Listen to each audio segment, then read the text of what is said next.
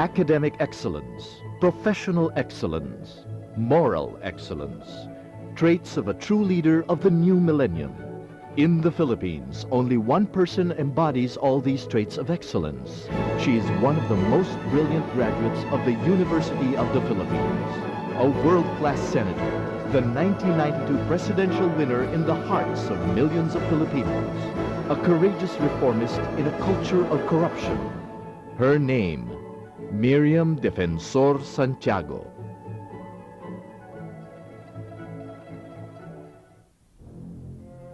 In a globalizing world, only Miriam among our national leaders has a truly global education.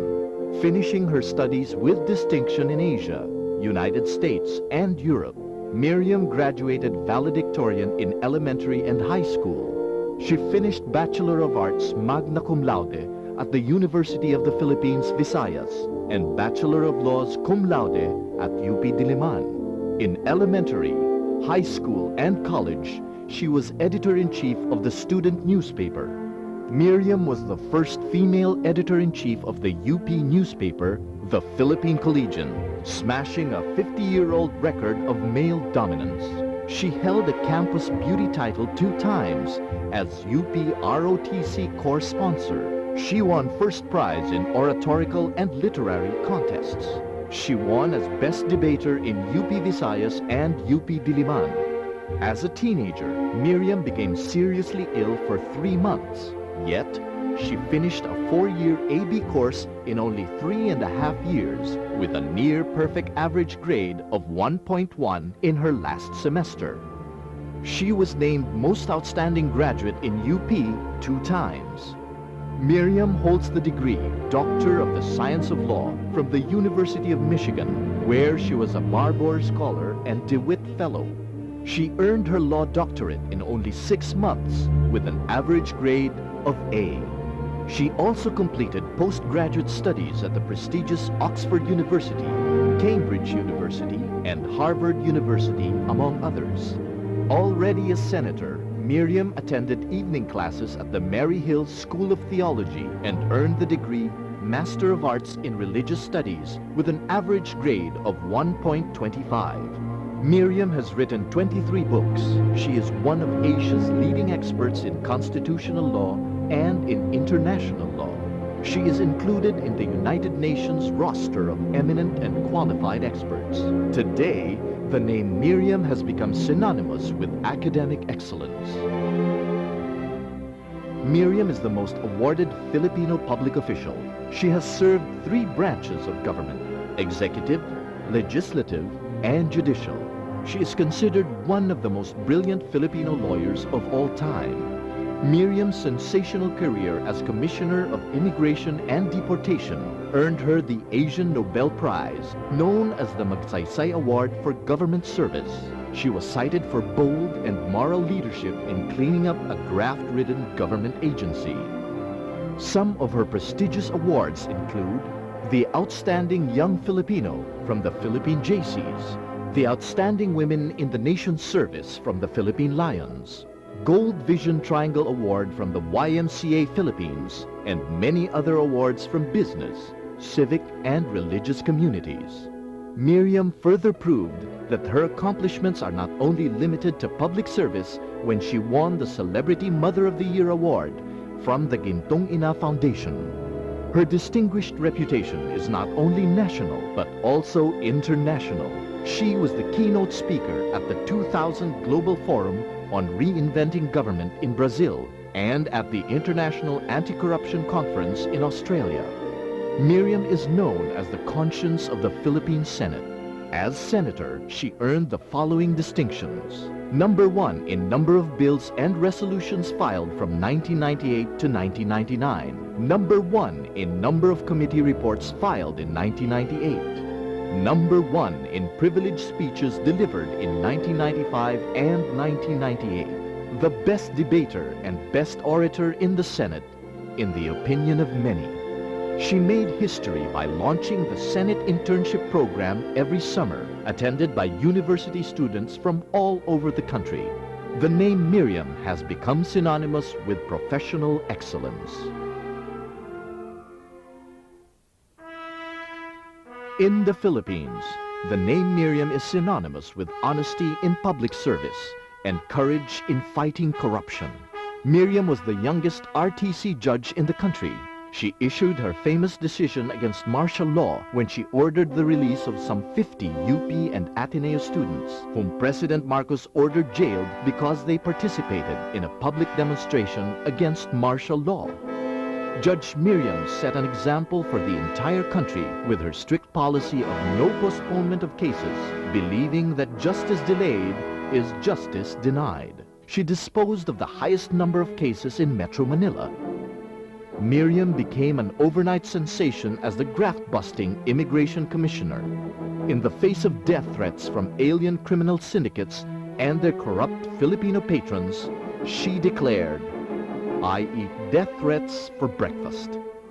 She deported the highest number of alien criminals in the history of the Immigration Commission, including pedophiles, as well as members of the Yakuza, Triad, Bamboo Gang, and other notorious criminal syndicates in Southeast Asia. She broke the backbone of the fake passport industry in Asia. Overnight, she became a national heroine. As Secretary of Agrarian Reform, Miriam fought the big landlords in Congress who refused to confirm her in the Commission on Appointments. But undeterred, Miriam distributed land to the landless while insisting on prompt payment to landlords. She exposed the scandal of the conversion of agricultural land to commercial uses. Miriam's popularity continued to soar until she became a unique political phenomenon. She organized the People's Reform Party and ran for president in 1992. The idol of the Filipino youth, Miriam attracted the fanatical support of millions of young people throughout the country who served as her campaign volunteers. As the leading presidential candidate, Miriam became the victim of a near-fatal car crash. She had a near-death experience while undergoing surgery. The car crash remains a big unsolved mystery until today. Miriam Defensor Santiago won as president in 1992, but she was cheated by Operation Dagdag Bawas, or massive electoral fraud consisting of forgery in the certificates of canvass. She went on a hunger strike and filed her election protest. The Supreme Court ordered her to make a down payment of 10 million pesos, and she was forced to mortgage her law office. While her election protest was pending, the administration persecuted her with false charges in court. After 8 long years of harassment, Miriam was finally acquitted by the Sandigan Bayan, which found no evidence whatsoever against her. Unfortunately for our country, the Supreme Court dismissed her presidential protest on a technicality.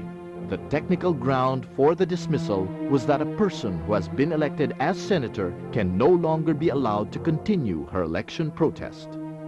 In 1995, Miriam started her term as a senator by defusing a hostage situation. She fought the National Lotto program as immoral and opposed the transfer of the Senate premises as extravagant. Miriam was the only senator who refused to get the pork barrel known as Congressional Initiative allocation. Other senators received as high as 5.4 billion pesos, but Miriam denounced pork barrel as immoral. Single-handedly, Miriam stopped the Cha-Cha or Charter Change campaign to amend the Constitution and aborted the attempt of corrupt politicians to extend their stay in power. Miriam personally argued her case in the Supreme Court and won in the landmark case of Defensor Santiago versus Comelec. She is fearless with her exposés. In 1999, Miriam courageously exposed one of the biggest scandals in Philippine government, the award without public bidding of a 3.2 billion peso drug testing contract to a favored firm. Ignoring black propaganda, she bravely fought vested interests and won the battle against corruption. The Senate Blue Ribbon Committee and the Ombudsman validated her exposé and filed criminal charges against those liable. Over the years, corrupt politicians with their saywar, dirty tricks, and black propaganda have tried to destroy Miriam Defensor Santiago. They tried but failed to suspend her as senator. They were able to impose a travel ban against her for 8 years. But she never lost her faith in God and her fellow Filipinos. She continues to spread the moral message, For evil to triumph, it is sufficient that good men shall do nothing. Miriam will go down in history as a unique combination of academic excellence, professional excellence, and moral excellence. As a UP student, one magazine already dubbed her Supergirl at the UP campus. Her face has graced dozens of magazine covers, and she has been called the Incorruptible Lady, the Platinum Lady, the Tiger Lady, the Dragon Lady, the Iron Lady of Asia, the Queen of Popularity polls, and the undisputed campus heroine. But to her millions of fans, she is best known for her unique brand of charismatic leadership that media likes to call Miriam Magic. Miriam no longer belongs to the Philippines, but to the world.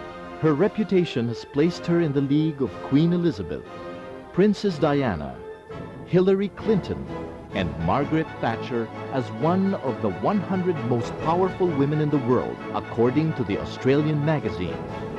Miriam Defensor Santiago. She makes you proud to be Filipino.